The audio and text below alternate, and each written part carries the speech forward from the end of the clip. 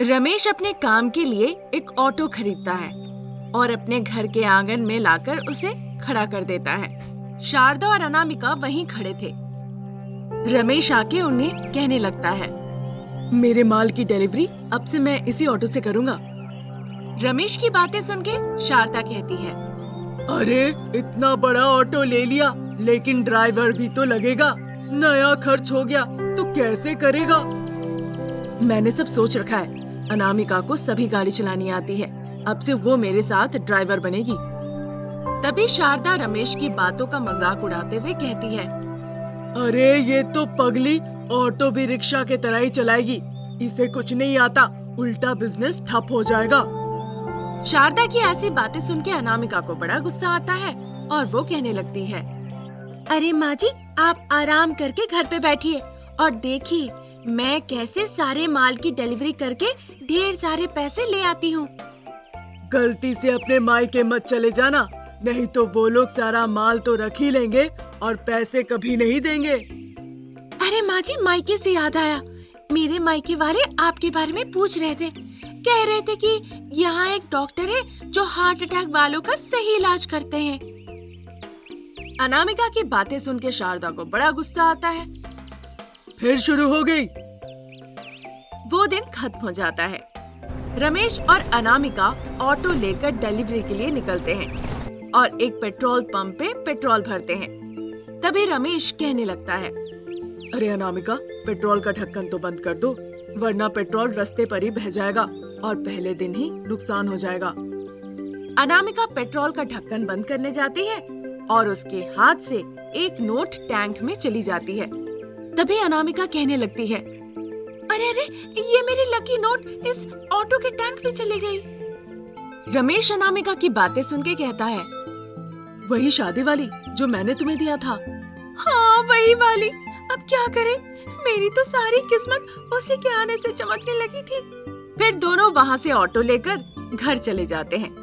वहाँ शारदा कहने लगती है, हो गई सारे माल की डिलीवरी, पर तुम दोनों का चेहरा क्यों लटका हुआ है? शारदा की बातें सुन के अनामिका रोते रोते कहने लगती है, अरे माँ जी, ऑटो के पेट्रोल टैंक में मेरी लकी नोट चली गई, अब मेरा क्या होगा? मैं तो लुट गई। शारदा अनामिका की बातें सुन के उसे हिम्मत देते हुए कहती है, एक काम तुम लोगों से ठीक से नहीं होता, चलो मैं निकाल देती हूँ। ऑटो के पास तीनों खड़े होते हैं। शारदा एक लंबी सी छड़ी पेट्रोल टैंक में डालती है। तभी वो कहने लगती है, अरे बेटा रमेश, तू जरा ऑटो एक बार चालू करके देख। रमेश जैसे ही गाड़ी स्टार्ट करता है, वैसे ही पीछे से ढेर सारे पैसे और नोट निकलने लगते हैं। ये देखकर शारदा कहती है, अरे इस ऑटो को क्या हो गया? ये तो ढेर सारे पैसे दे रहा है। अनामिका, तू देख क्या रही है? सब बटोर ले और जल्दी अंदर ले जा। शारदा की बातों के मुताबिक अनामिका और रमेश सारे पैसे जमा करते हैं और उसे अंदर ले जाते हैं। फिर शारदा कहती है, रमेश, ये तू कहाँ से लेकर आया है? ये तो पैसे बनाने की मशीन लगती है। तभी रमेश कहता है, मैं ये ऑटो एक बैंक वाले कर्मचारी से ले आया था।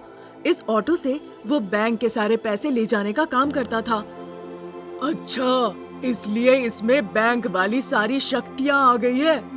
शारदा की बातें सुन के अनामिका मनी मन खुश होती है और कहती है, अब तो ये ऑटो हमारा चलता फिरता बैंक है, अब क्या करना है? तभी शारदा सुझाव देते हुए कहती है, लेकिन देखो, इसको अब घर में ही रखो, बाहर मत ले जाओ। शारदा की बातें सुन के रमेश कहने लगता है, फिर मैं वही टू व्हीलर पे माल देने जाऊं? ये मैं नहीं कर सकता माँ। तू ना वही का वही बेवकूफ रहा। अब ये पैसे निकले हैं, इससे दूसरा ऑटो ले आ और उससे किया कर डिलीवरी का काम, और ये ऑटो करेगी पैसे बनाने की मशीन का काम, समझे?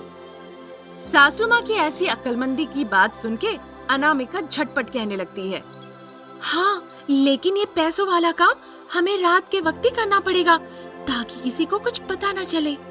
दूसरी रात फिर से रमेश ऑटो स्टार्ट करता है और पैसे ही पैसे निकलते हैं उससे। ये सब कुछ एक चोर देख लेता है।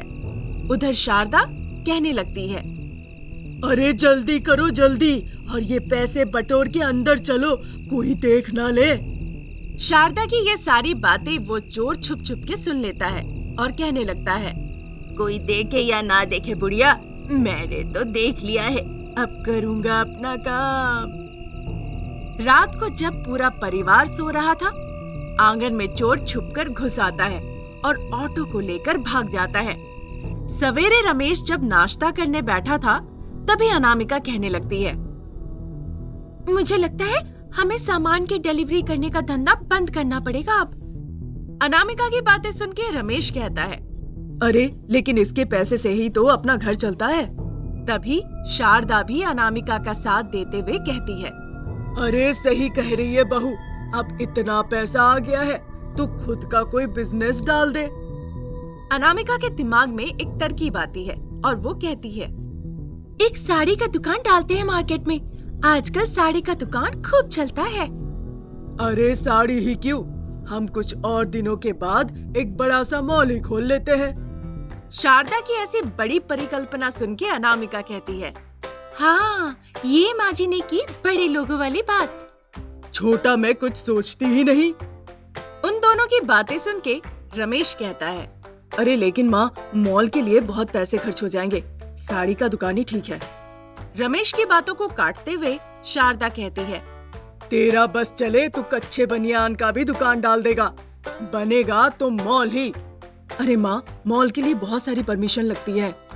तभी अनामिका कहती है, इतने पैसे आएंगे तो थोड़ा नेता लोगों को भी खिला पिला देंगे, क्या माँ जी? अरे खिला भी देंगे और जो पीते हैं उन्हें पिला भी देंगे।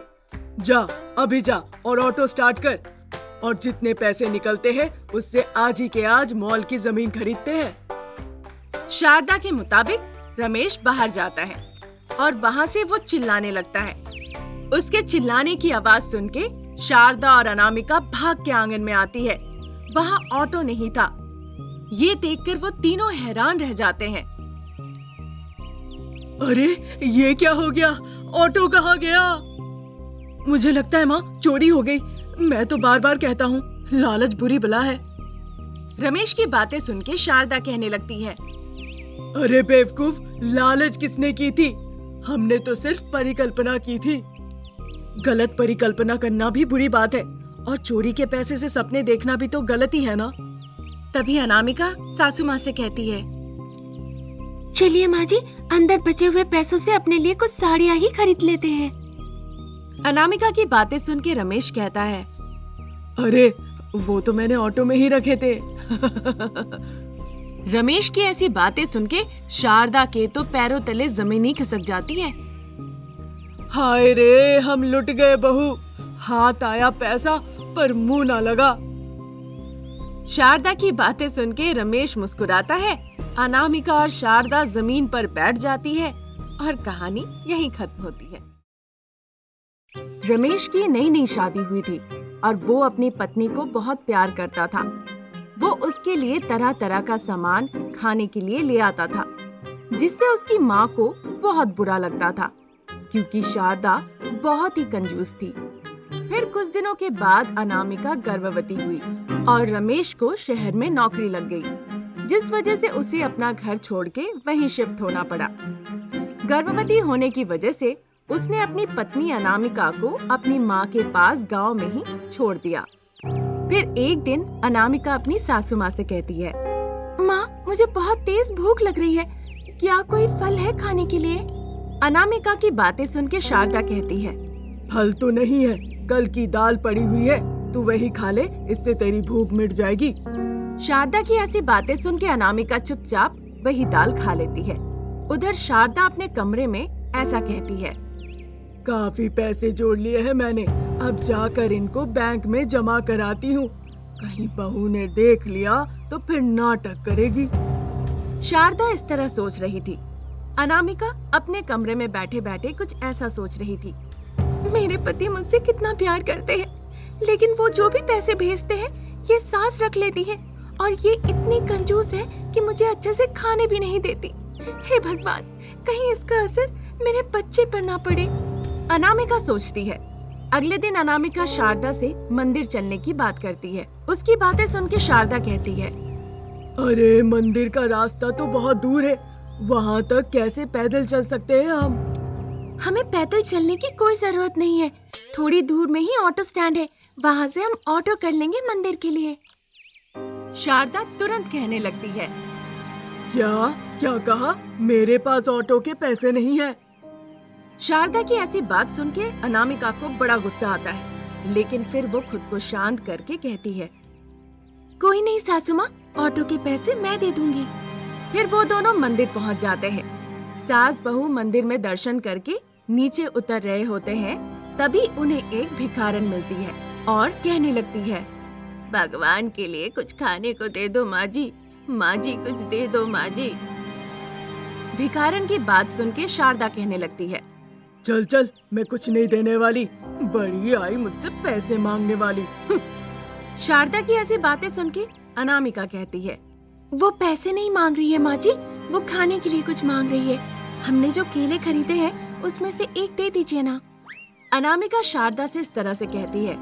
तभी भिखारन देखती है कि अनामिका पेट से है और उसे देखकर कहने लगती है, आप ही कुछ दे दीजिए बीबी जी, आपका होने वाला बच्चा बड़ा ही तंदुरुस्त होगा।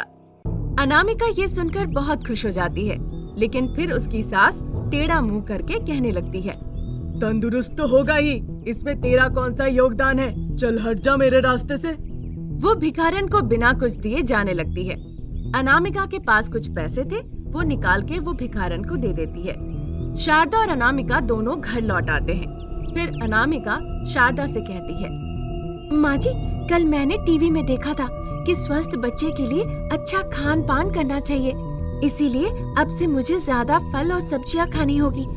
बच्चे के स्वस्थ जन्म के लिए माँ को सही और पौष्टिक आहार लेना बहुत जरूरी है। अनामिका की बातें सुन के शारदा कहती है, हाँ हाँ ठीक है, फल और सब्जियाँ जब कोई बेचने आएगा तो ले लेंगे।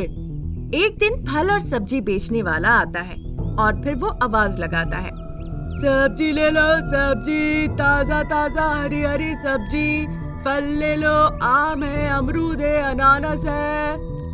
सब्जी वाले की आवाज सुन के शारदा कहती है, ठीक है, मैं जाती हूँ, देखती हूँ क्या क्या रखा है वो। ऐसा कहने के बाद शारदा मन ही मन सोचती है, अब क्या करूँ, ये सब्जी वाला आ गया, अब तो लगता है कुछ न कुछ लेना ही पड़ेगा। शारदा सब्जी वाले के ठेले के पास जाती है। सब्जी वाला शारदा को देखकर कहने लगता है, आइए माता जी, बताइए क्या तौल के दूं? आम और अमरूद के क्या भाव लगा रहे हो? अरे आपके लिए गलत थोड़ी ना लूंगा माँ जी, आप जो देंगे मैं ले लूंगा। तो ठीक है, 1 किलो अमरूद और 1 किलो आम तौल दो और ये लो 10 रुपए। शारदा की ऐसी बातें सुन के सब्जी वाला हैरान होकर शारदा को देखने लगता है और फिर कहता है, क्या मजाक कर रही है माँ जी? 10 रुपए में 2 किलो फल कहीं मिलते हैं क्या? आम 25 रुपए किलो दे रहा हूँ और अमरूद 20 रुपए किलो। सब्जी वाले के भाव सुन के शारदा आग बबूला होकर कहने लगती है, क्या क्या कह रहे हो? लूट बचा के रखी है, चल चल, नहीं लेती मैं कुछ भी तुम्हारे यहाँ से, जाओ। शारदा ऐसा कहकर बाहर से जाने लगती है। तभी पीछे से अनामिका आती है और फल वाले के पास जाकर आम और अमरूद के भाव पूछती है। उसे अपनी सास पर बहुत गुस्सा आता है। फिर वो अंदर जाती है और अपनी सास से कहने लगती है, आप में इंसानियत नाम की कोई चीज है या नहीं? आपको पता है मैं किस हालत में हूँ और फिर भी आप इतनी कंजूसी कर रही हैं। अगर मेरे बच्चे को कुछ हो गया तो इसका सारा पाप आपको जाएगा। अनामिका की ऐसी बातें सुन के शारदा को बड़ा गुस्सा आता है। अगर तुझे इतने ही सब्जी और फल खाने का है तो अपने बाप से पैसे मांग लेना। इस तरह शारदा उसे काफी डांट फटकार लगाती है। अनामिका रोते रोते घर छोड़कर अपने मायके चली जाती है। शारदा इस बात से बहुत खुश होती है और कहने लगती है, चलो अच्छा हुआ, अब मेरे पैसों पर नजर लगाने वाला कोई नहीं है।